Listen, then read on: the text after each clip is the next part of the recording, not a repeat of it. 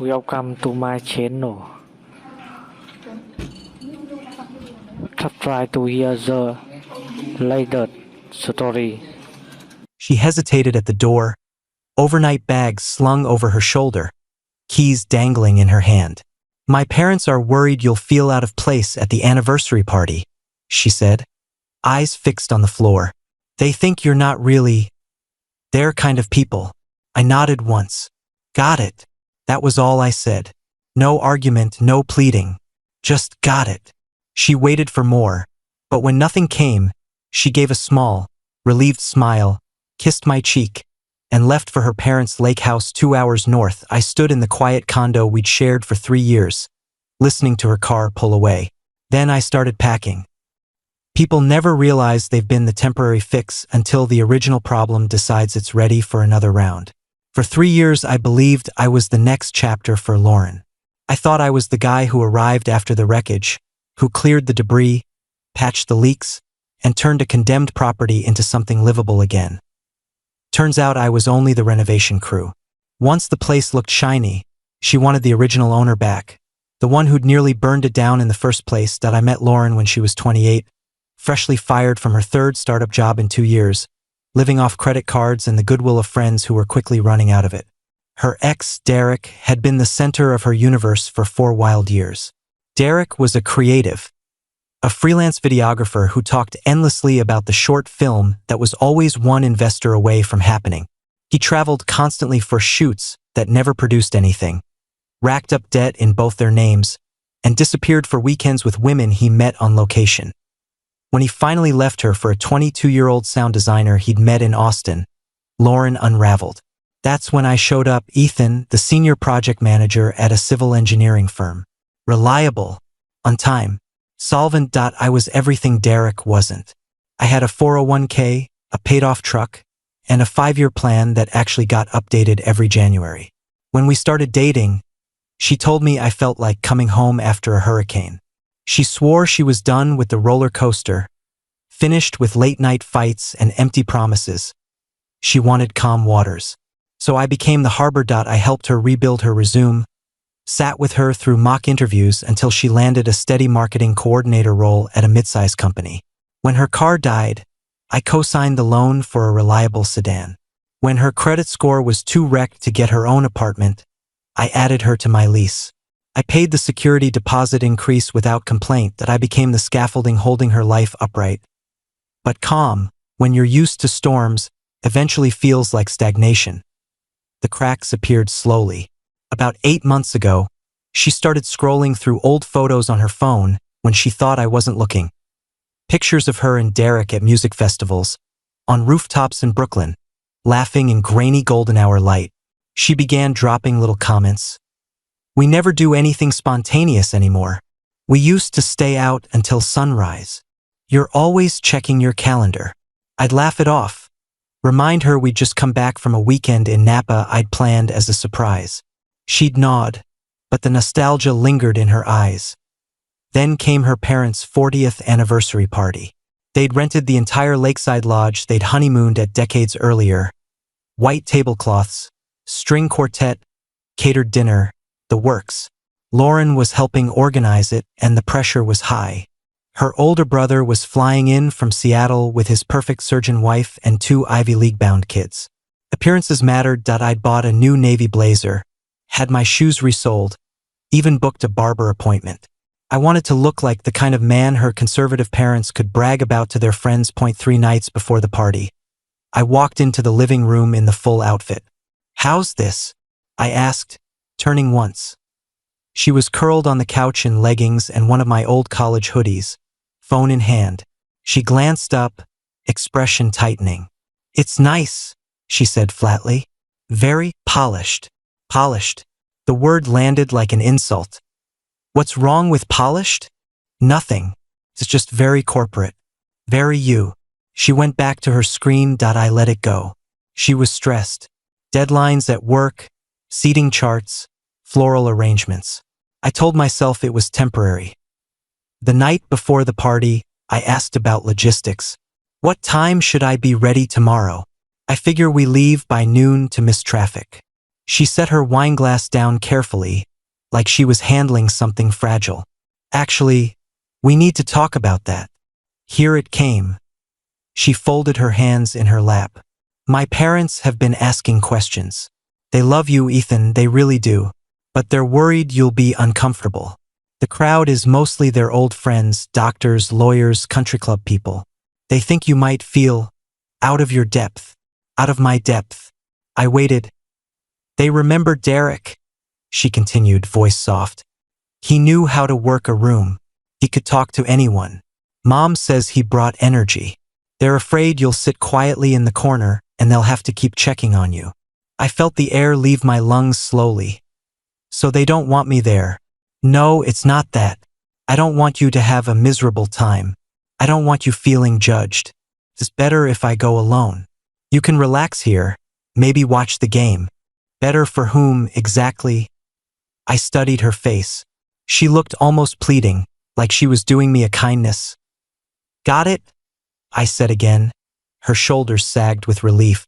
Thank you for being mature about this. I knew you'd understand. She kissed my forehead, finished her wine, and went to pack. I waited until her SUV disappeared down the street the next morning. Then I looked around the condo. My couch, my dining table, my framed topographical maps on the walls, the high-speed internet package in my name, the Netflix profile I'd built over years.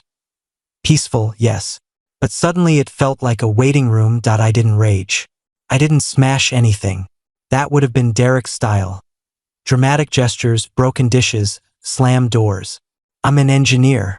I solve problems systematically. I gave myself 4 hours. First, clothes and personal items into 2 large suitcases. Then documents, title to my truck, tax records, the external hard drive with family photos. I removed my name from the joint savings account we'd barely used and transferred my contributions back to my personal one. Next, the electronics. I unmounted the 75-inch TV I'd bought last Black Friday. Disconnected the surround sound system. Packed my gaming PC, monitor, mechanical keyboard. Finally, I opened the utility closet and removed the modem and router, both paid for and registered to me. The smart lights flickered off. The thermostat reverted to basic. Streaming apps logged out. The condo dropped back into analog silence. I left her furniture, her dishes, her throw pillows. But the heartbeat of the place, the connectivity, the entertainment, the comfort, was now in my truck. I set my key on the kitchen island. No note. No dramatic text. Just the KEY.BY 2 p.m. I was checked into an extended stay hotel 20 minutes away, the kind with a kitchenette and reliable Wi-Fi. I ordered a burger from room service, opened a beer from the minibar, and waited. At 7:30. My phone rang. Lauren's dad. Greg. I let it ring twice, then answered. Ethan? You okay, son? I'm fine, Greg. What's going on? He sounded winded, like he'd stepped outside. Lauren said you had a migraine so bad you went to urgent care. Said you insisted she still come so she wouldn't disappoint her mom. But nobody's seen you and we're worried. Migraine, of course.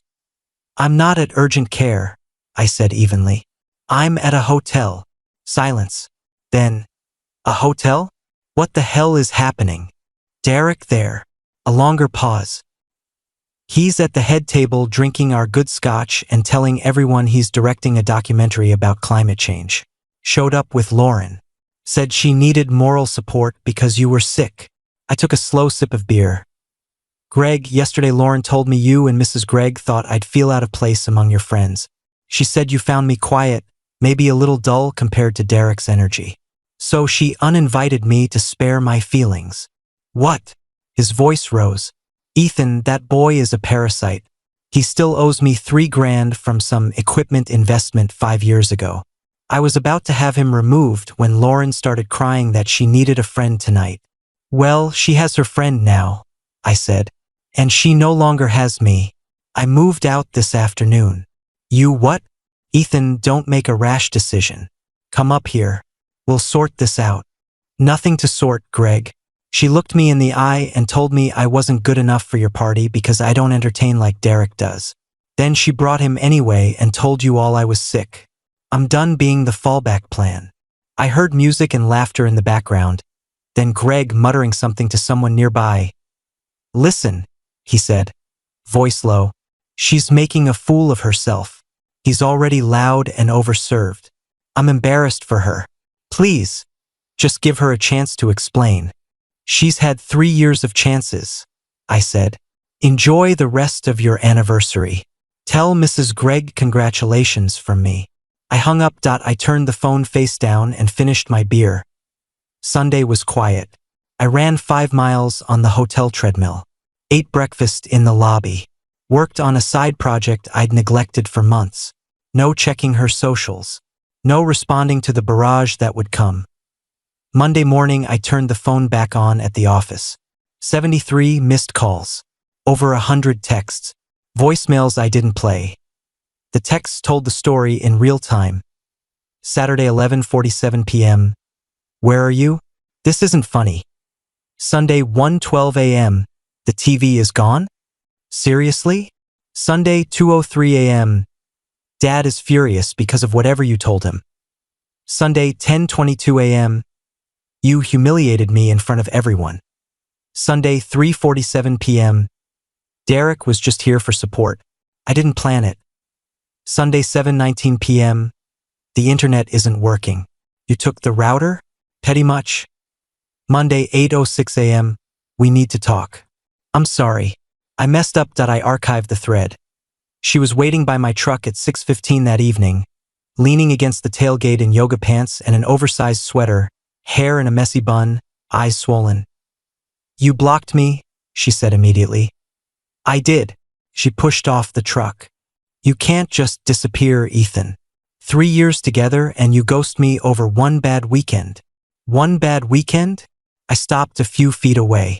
You told me your parents thought I was beneath them. You uninvited me from a major family event so you could bring your ex.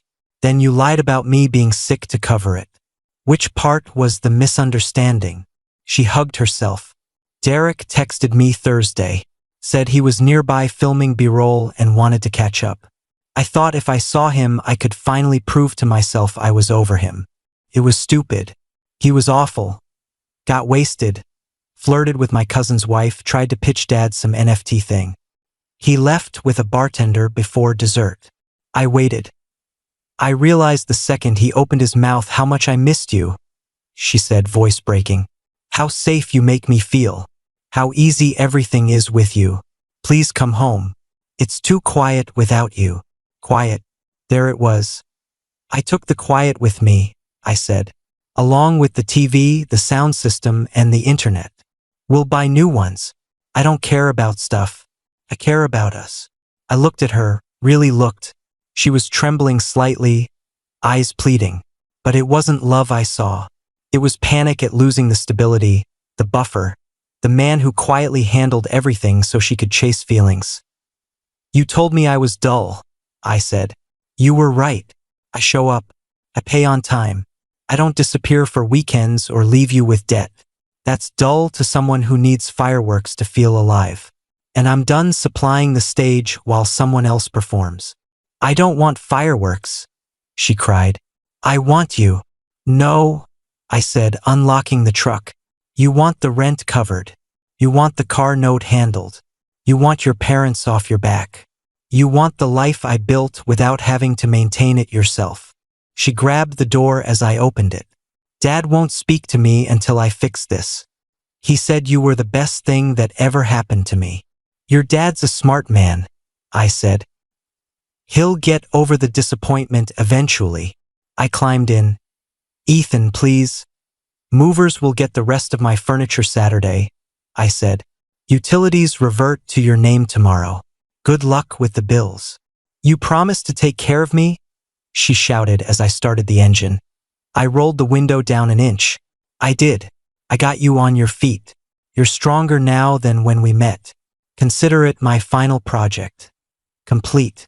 I rolled the window up, shifted into reverse, and pulled away. In the rearview mirror, she stood alone under the garage lights. Shrinking with every second, I turned onto the main road, rolled the windows down, and let the evening air hit my face. A song I hadn't heard in years came on the radio. Something upbeat from college. It didn't feel boring. It felt like the first day of the rest of my life.